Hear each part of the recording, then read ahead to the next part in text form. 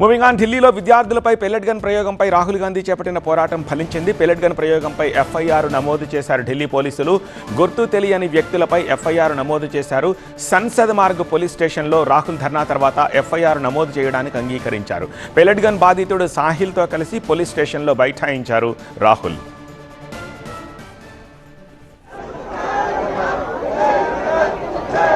సాహిల్ లోచబ్ కుటుంబ సభ్యులతోటి సంసద్ మార్గ్ పోలీస్ స్టేషన్కు వచ్చి రాహుల్ ధర్నా చేపట్టారు.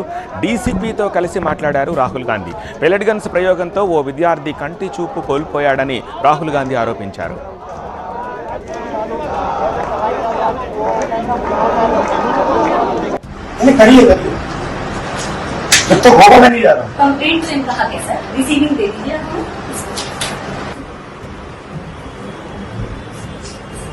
डीसीपी ऑफिस में क्या करना है सर? डीसीपी ऑफिस से जाइए सीपी ऑफिस, ठीक है? डीसीपी ऑफिस कहाँ है?